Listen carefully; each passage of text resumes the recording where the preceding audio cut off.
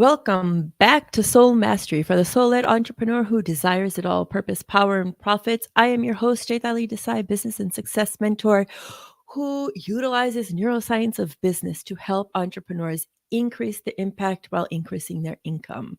And Today, we're going to take a whole new spin at power and purpose. And we're talking about female empowerment, female women's advocacy.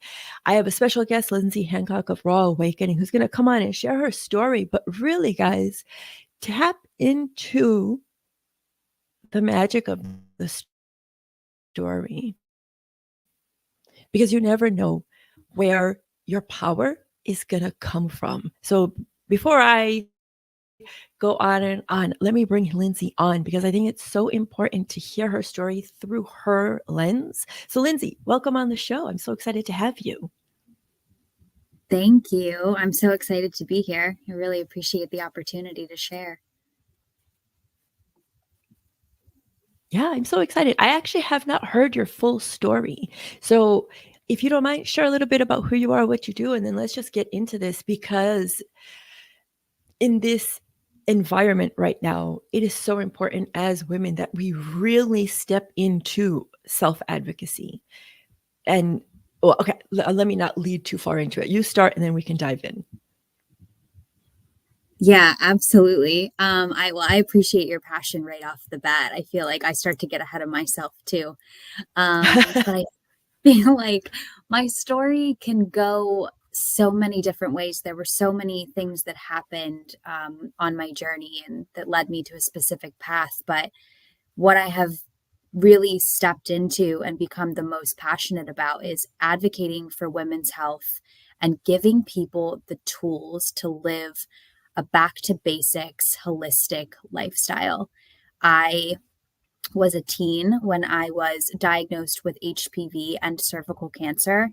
I battled Oh, wow. cervical cancer on and off for a decade. And there were moments where I would, get my yearly pap smear and it would always come back abnormal. They would, push the vaccine, body shame you for, your, sexual health. There's always intrusive and invasive questions and procedures that need to be done. And as a young girl, we're not taught how to advocate for our bodies. We're not even really taught properly about our anatomy.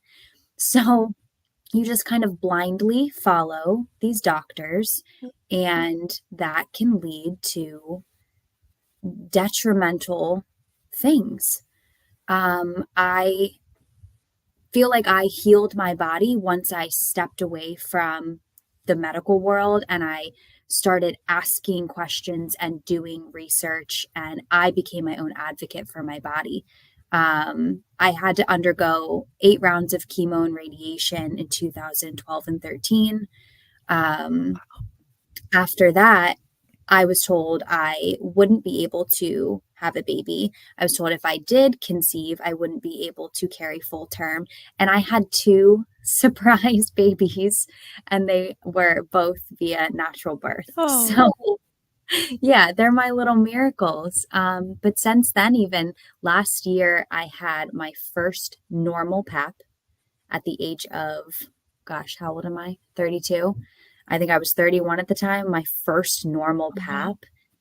And I just attribute that to all the healing modalities that I've learned, all the tools, the herbal supplements that I create and take, the lifestyle that I'm now living. But when you sit down with your doctor, they're like, okay, these are the test results you got back, and this is the medical way we're going to fix it. And there are just other options. And that is why I share and do what I do. That had to be such a hard journey. Look, it's already difficult to be a teenager, right? And then to throw on top of it HPV, cervical cancer, the emotional toll. Like, yes, the physical toll is there, but the emotional and mental scars that must leave, or not scars, but can we talk through that? Because I think that's so powerful to come out on the other end and now using your story to help empower the next. Yeah, absolutely. And that's also why I just recently started writing a book. So I get into the nitty Oh, gritty cool. a lot. Yeah. I get into the nitty gritty a lot in the book. And I feel like the book is going to be extremely powerful and relatable. But you're not wrong when you say scars. You sit in these sterile rooms and they look at you as a young person and they throw around things like HPV, and you automatically think, oh, sexually transmitted disease. I'm a dirty person. I'm a shameful person, even though it's the most common, quote unquote, sexually transmitted disease out there. It's 3 out of 5 people have it. Men carry it and they don't know because there's no testing for men unless it shows up as genital warts. Men don't know they have HPV, and it can show up in your body as so many different things, but you're also not taught that as well. Oh, wow. Okay, I didn't know that. Yeah, definitely. I gave a talk at VCon, which is, I think, where we met, right? This past That's where we May. met. Yeah, yeah, yeah. Yeah. Yeah. Yep. And I talked, all about, it was called, Let's Talk About Sex, Baby. And the title of that was really just to get people in the seats so I could talk about all of these things that surround our like sexual well-being. But yeah, you sit in these, like I said, these sterile rooms with these doctors and they body shame you. And, it definitely takes a toll on your mental health. You're like, what did I do to deserve this? What could I have done differently? How is this my fault? Yeah, and I think for our generation too, because women coming out of what the 60s and the free love era, it's like the Mhm. pendulum swung so far the other way to the point where you remember Cher came out in that bodysuit for that one video, Yes. and it was like hell was poured down on her. And Mhm. so that the sense that women are sexual, one, two, they would engage in anything sexual and not repress any of that.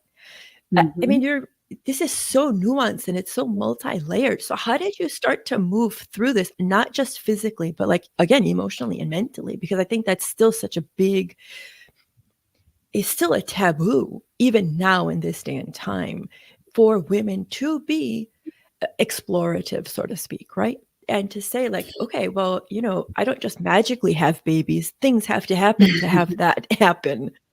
So, Mhm. like, how did you even Yep. start to process this? So I feel like, this is twofold. You're right. When we talk about looking at societal norms, right? You look at shows and movies from the 50s and you're supposed to be reserved and you're supposed to serve the man and make the food and take care of the children. And we've been breaking that stigma down, which I think is fantastic, but there is still so much work to do, from that aspect of being a woman and what a woman represents. And then it's being a young girl and not being properly educated. I feel like I could talk for hours about the lack of education in our school systems. I think the lack of education coming from generational parenting as well. My parents weren't going to sit me down and talk about my body with me, talk about what those feelings are when look at a boy or girl or whatever, and, your belly starts to get butterflies and maybe other parts of you start to feel other sorts of ways. Those are all normal, natural things, but we are shamed. We are not allowed to talk about them, or we shouldn't talk about them. If a woman has a sexual, healthy appetite, then she's a slut, right? If she Right. doesn't do anything with a man, then she's a prude. And we've just put these nasty titles and we've put these things in, 2 boxes. You're one or the other. And I feel like that is definitely something, why I talk about these things, because we need to break that stigma as well. But yeah, I mean, being a teen, yes, I was a sexually active teen, but I hear stories all the time of women who save themselves and they, have sex with, their husband on their wedding night, or maybe it's, a long-term relationship and they wind up with HPV. It's just so, so common. But when you're being told you have a sexually transmitted disease, you just feel dirty. And I think I kept that mindset for quite a while, that I was dirty, Of that I was course. broken, that I, was this, that, and the third. And every time I would go back to the doctor and I would get a abnormal test result, I'm like, here we go again.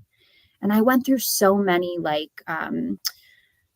colposcopies, and I did all the cone procedures, and I did the cervical cryotherapy. And I was just like, I'm done. Like, my mother had cervical cancer, and they couldn't tell me whether or not it was hereditary or if it was the HPV. I have the two strains of HPV that cause cervical cancer, but they can never tell you whether or not it's actually the cause. Yeah. So I also had all these things working against me. And it was just years and years of this repetitive pattern of going to the doctor, having a PAP, getting an abnormal test, having more procedures done, that I was just like, screw it. I'm done. I can't do this anymore. And I went and I lived, my life, and I didn't live it in the most healthy way because I felt so broken down and so beaten from that experience and, other things that were going on in my life. I didn't feel like I had an outlet or anyone to talk to. And I remember working one day, I was managing at the Gap, and I got this awful pain and I thought I had a UTI. And I let it go, and I quote unquote, treated the UTI the way I thought I should for a few days. And I started urinating blood, and I went to the Oh, wow. hospital, and they said, your cervical cancer is back and it's stage 3. Oh So my then goodness. there was nothing that I could do but trust those doctors, do exactly what they told me. And again, I'm feeling all of the shame for not going to the doctor and ignoring, the problem. And so I did exactly what they told me to do. And after that, I felt like a shell of a person. I had, beaten this cancer, right? But I didn't really tell anyone. I didn't tell my family. I didn't share it with anyone. A few friends knew, and they were the ones that were like taking me to the doctor and cleaning up after me after I was, vomiting after eating dinner with them. And I kind of said, like, enough is enough. There has to be another way. And I started researching. I started doing things that made me uncomfortable, or things that I had previously like made fun of. And I think it's the funniest thing because I am one of the biggest yogis. I love yoga now, and I used to make fun of these people. I was a ballerina, so I'm like, yoga, what is that, And now I Right. took a yoga class, and I remember being in shavasana, and I started crying, and I Yeah. released all of this like shame and guilt, and it came out, and I left that yoga class feeling so powerful. And I was like, if one class could resonate with me that deeply and make me feel all of these feelings that I have repressed and tried to run from, what else is there? And that's when I Yeah. started to just dive in. And so it's interesting that you brought up yoga. Recently, there's this very popular online person who's been saying like yoga is like the devil and don't go to yoga. And I'm like, yoga is probably older than most civilizations. And 100%. the connection is because it moves you into your body. So yes, you end up Mhm. feeling all of the feelings and Yes. being able to like breathe through it. And Mhm. there's so much power in that. So now you're doing the yoga, and now what's next? Because you started Raw Awakening. What is the connection? Like, what's the bridge that brings us there? Yeah. So I as I'm doing yoga, and exactly like you said, it's bringing you into your body, right? I'm slowly starting to discover all of these parts of me that I have repressed, right? Through all this shame and all this guilt and all these traumas that I grew up experiencing, I am starting to come into my body, and I'm like, oh, wait, this doesn't serve me. Get out of here. Oh, I don't actually like this. Okay, I'm not doing that anymore. And I started to feel more empowered, and I started to just understand who I am at my center. So I was still working in the fashion industry. I mentioned I was a ballerina. I injured my knee, and my ballet career was over. So I thought to myself, well, what else am I good at? Oh, I like fashion. So I went to school for fashion. I worked in that industry for about a decade, and then COVID came, and I was doing this Yeah. really cool thing with like a big boxed retail business, and they got rid of the new cool thing when COVID hit. So I lost my job. Oh, And I remember sitting in my room and I was thinking to myself, what the hell am I going to do? I had put all of my eggs in one basket. Well, I'm a fashionista. This is what I do. When I introduce myself to people, I say, I'm Lindsay. I manage X, Y, and Z. I'm an important person in this industry. Right. So then yeah. there goes all of my self worth out the window. And I was sitting there and I made a list of all the things that I wanted to do with my life, whether it was really far fetched or something super small. I just made this list. If money wasn't a factor, if my kids weren't a factor. And the only thing that really stood out to me was Raw Awakening. And it was being a healer and sharing my story and helping other people. So I took an herbalist course and it just really resonated with me. And as I was diving into creating this business, while I'm coming into myself, I'm like, oh, I've always wanted to do this. I had these like flashbacks of being a little girl in Maine in my parents' garden and picking the herbs out of the garden and telling my grandfather that they were medicine and making him buy them from me. So, like, as you start to step into yourself and your That's confidence, awesome. yeah, this was the awakening, right? All these doors started to open. And then I was in this yoga community who also introduced me to the ice baths and the Wim Hof method and all the crazy, amazing, powerful healing modalities that comes with that. And then those doors opened to different fitness modalities. And I started lifting weights in a different way and, using steel mace that, made me feel strong, which actually led me to meeting my partner. So it was like, it just, all these doors Wow. started to open and you just start to, feel more grounded in who you are.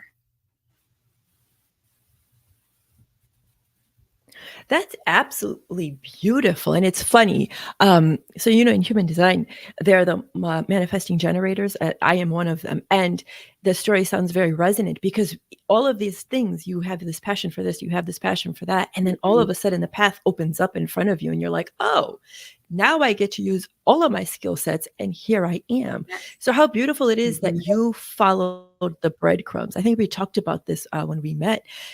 It's not like the path is just there and it's clear. You only see it in hindsight. Yes. But so talk to us about Raw Awakening. What exactly is it and what are you offering? Like fill us in here. Oh, Yeah. and what So, is steel mace? oh my gosh. Yeah. Okay. So I'll talk about the steel mace first. So it's this long piece of steel and it has a big ball at the end and they weigh different weights, but you swing it behind your body and you bring it forward. And it's just a way of like working out. Oh, But yeah, my partner, he actually co-owns a gym in South Jersey and they do a lot of work with steel mace. But I ended up seeing him like swinging this mace on Instagram and I saw him in an ice bath and I was like, who is this guy? I have to meet him. Um, but he actually taught me how to like swing a steel mace and now I'm just obsessed with it. It makes me feel really powerful. It's like core and shoulder activation, but you also have to be really grounded. So, like, you usually swing it with your shoes off. And then I've seen other oh, people do it in like yoga. So they'll kind of do like an animal flow with the steel mace, and it's beautiful. But yeah, it's amazing. It makes me feel so powerful. I love it. it Makes me feel like a sounds real. It's warrior. the first time I've heard of it. So I'm going to definitely be Googling or sending you messages afterwards. But, anyways, We just back to have to Raw come with me Awakening. to the gym. You have to come with me to the Okay. gym. Yeah. So Raw Awakening, I just dove in full force. I was like, at this point in my life, going through, I was in a very toxic, narcissistic relationship. I was very depressed. I started to abuse substances again. So I relapsed and I needed to get better and I needed to get better for my kids. So I started, doing some research on, different ways to cure depression naturally because I never wanted to take medication. Any therapist I ever went to just wanted to put me on medication. I've always avoided that. So I just looked at these natural ways to do it. And like I said, I was taking an herbalist class. So I started making like lavender lemonade for the migraines I was getting. I started making a sore muscle salve for all the aches and pains that I had had. And I just started noticing that all these natural things were making me feel better. So I started making them for friends and family that I knew could like benefit from either the like lavender lemonade or the sore muscle salve. Those were my first two products. And my friends and family were like, this actually works. And I surround myself with people who won't ever bullshit me, right? So I knew they weren't lying. I knew that, they weren't just, inflating my ego. So then I just started, figuring out other ailments, and every product that I have created has a cool story behind it. It's either something I needed or something my kids needed or something a family member needed. Yeah, I make all these amazing natural products, whether they're like a salve or I started encapsulating the last year or so, which I just think is fantastic. Yeah. And what is encapsulating? Yeah. So I take the natural herb, whether I am getting it from a store. And by the way, all of the things that I do are sourced locally. They're all organic.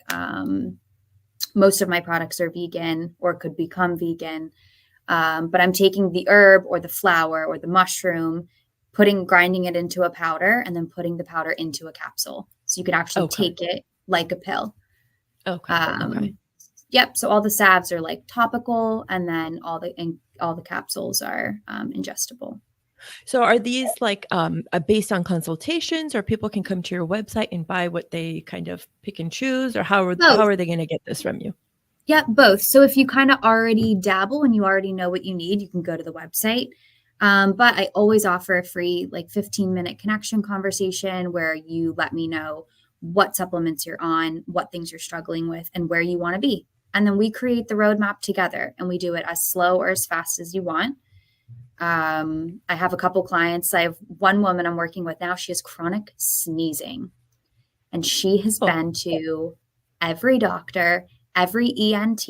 She's had every allergy test, and they can't tell her what's wrong with her. We started doing some specific breath work, and I made custom capsules for her. And it's only been a little less than a month, and she's hardly sneezing. Oh, wow. Which is amazing. Wow. Yeah.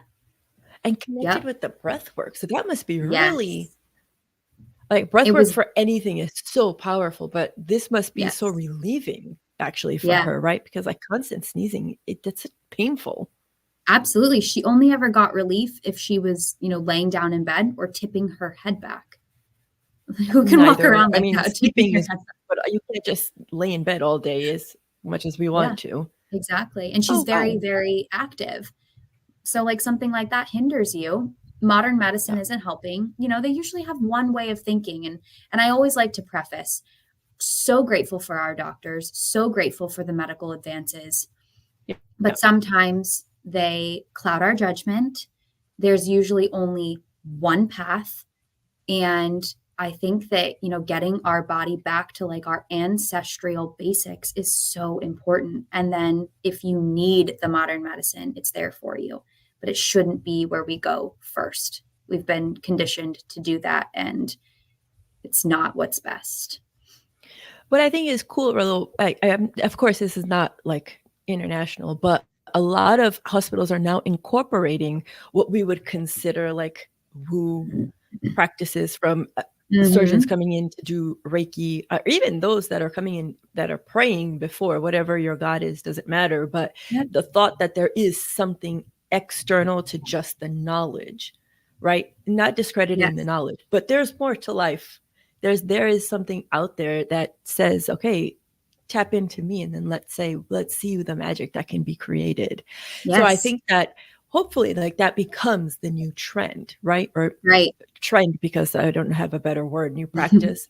And now we'll have your website in the show notes, but is it rawawakening.com? It's rawaken.com. Yeah. rawaken.com. Okay, perfect.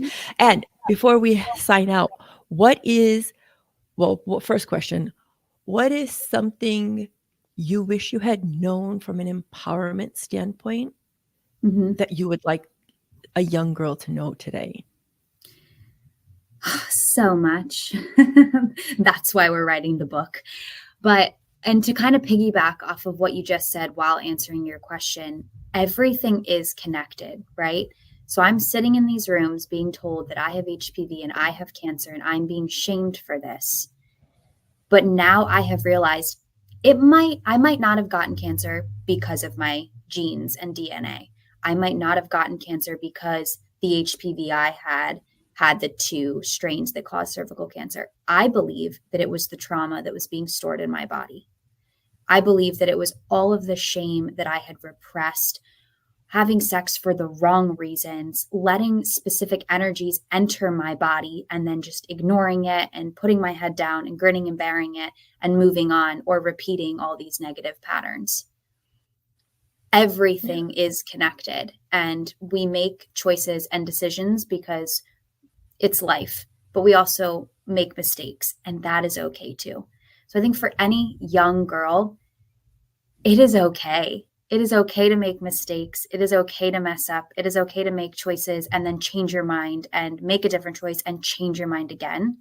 But ignoring the way that you feel, ignoring things that don't make you feel good inside causes inflammation, causes sickness, causes cancers, whether that's actual cancer or cancers like depression, anxiety, low self esteem.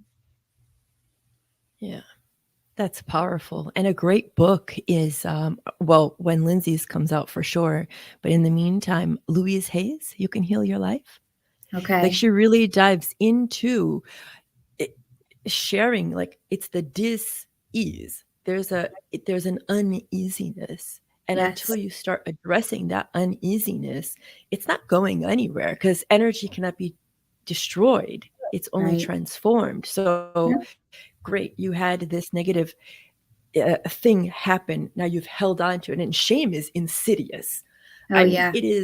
it's so it's so insidious. And until you open that box to say, okay, shame, you know what? I'm done with you. Mhm. You don't, you end up repeating the same pattern. It may look different, but underlying that is it's the same energy that's saying, hey, I'm here, look at me. Yeah. So I think that's so powerful to share. Thank you. Yeah. And if you don't look at it, it's going to force you to look at it. Yeah, for real, in Yep. ways that I think you can never even imagine. So, Absolutely. but to leave this on a high note, Yeah. what is something that brings you joy? Besides the steel mace. No. Oh my In gosh. addition to, This question would have made me cringe a year ago. Let me tell you. I was one of same. those people that woke up in the morning. I couldn't say I was going to have a good day. If you asked me to write a list of 3 things that made me happy, I couldn't do it. You want to know what brings me joy? My kids bring me joy. The sun is out right now. That brings me joy. Fitness and moving my body brings me joy. My community brings me joy. My pets, my job, having this conversation. So many things bring me joy. I love it. Love it. And I can completely understand where you were coming from. And that's part of the power of self led, not only responsibility, but self led leadership. Look, Absolutely. no matter what shit's going to happen, Mm-hmm. it becomes our decision of what we're going to do. Are we going to take the shit out or are we going to continue to sit in it? And at the end Yes. of the day, you are the CEO of your life. You get to decide. Yes. So, Lindsay, thank you so much for this conversation. Guys, definitely connect with Lindsay. Her Instagram handle and her website will be in the show notes. Get on that 15-minute call. You have everything to gain and nothing to lose. So I hope you guys 100%. take advantage of that. And Lindsay, thank you again for being a guest today.